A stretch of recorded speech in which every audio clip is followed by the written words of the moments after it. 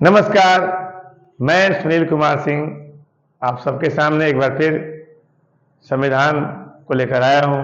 जी हाँ दोस्तों, संविधान में हम लोग मौलिक अधिकार के अंतर्गत बेसिक स्ट्रक्चर के कॉन्सेप्ट का अध्ययन कर रहे हैं। आखिर ये संविधान के मूलभूत ढांचे का सिद्धांत आया कहां से है, ये बड़ा प्रश्न है।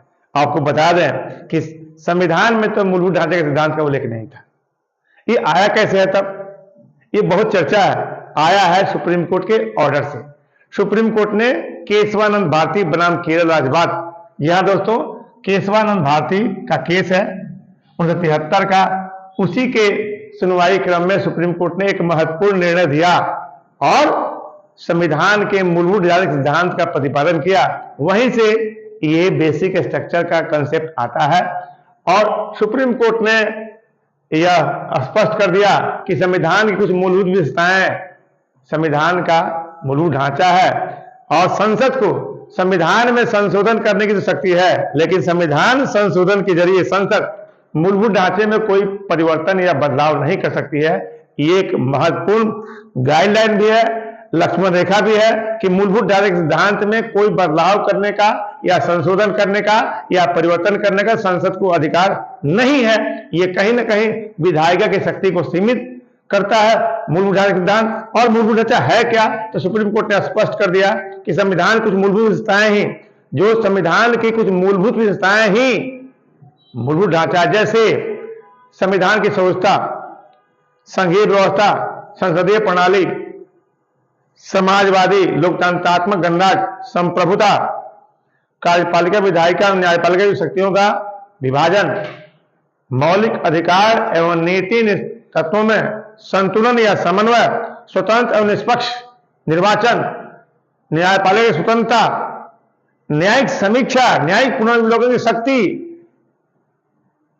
फिर आपको लोक कल्याणकारी राज। ये कुछ ऐसे तत्व हैं जो संविधान के मूलभूत ढांचे का हिस्सा हैं और इसमें किसी तरह का बदलाव करने की संसद की शक्ति नहीं है। इसका मतलब कि ये जो जजमेंट आया है 24 अप्रैल से 73 को, देखिए 24 अप्रैल से 73 को ये जजमेंट आता है और यहां से एक नया अध्याय शुरू हो जाता है बेसिक स्ट्रक्चर का। और नो मेंशन इन कॉन्स्टिट्यूशन, संविधान में कहीं उल्लेख नहीं है बेसिक स्ट्रक्चर का।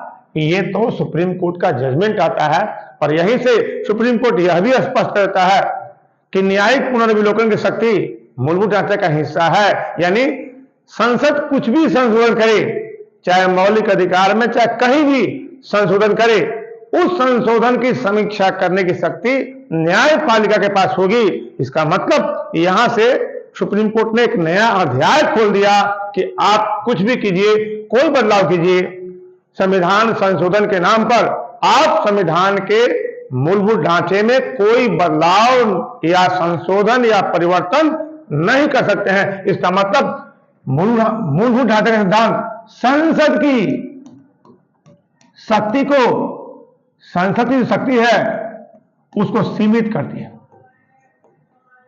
ये कहीं ना कहीं लिमिट करता है कि आप संविधान संशोधन की शक्ति असीमित नहीं है, सीमित है। और आपके कानून की समीक्षा न्यायपालिका करेगी, कोई भी कानून बनाइए समीक्षा करेगी न्यायपालिका, उससे आप वंचित नहीं कर सकते। इसी तरह मौलिक अधिकारों को कमजोर करके आप नीति निर्देशक तत्वों को प्रभुत्व नहीं दे सकते हैं। इसका मतलब यहीं से एक टकराव भी शुरू होता है।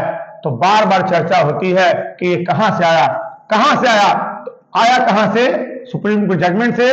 और संविधान में बहुत से ऐसी चीजें हैं जो न संविधान में थी न विधायिका कानून में थी, सुप्रीम कोर्ट ने अपने जजमेंट से एस्टैब्लिश कर दिया है।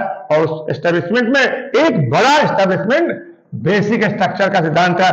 और मैं बता दूं कि ये जो जजमेंट हुआ था 13 न्यायाधीशों का संविधान पीठ बना था। इतना बड़ा संविधान पीठ आज तक किसी मामले की सुनवाई में नहीं गठित हुआ था।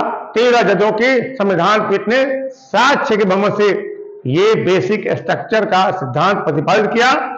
तो यही है बेसिक स्ट्रक्चर का सिद्धांत।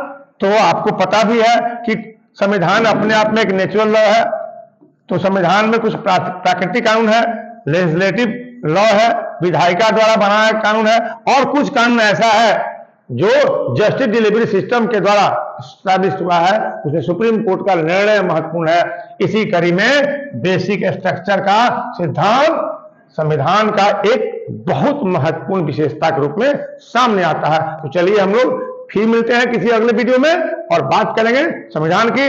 जय हिंद, जय भारत, जय बिहार।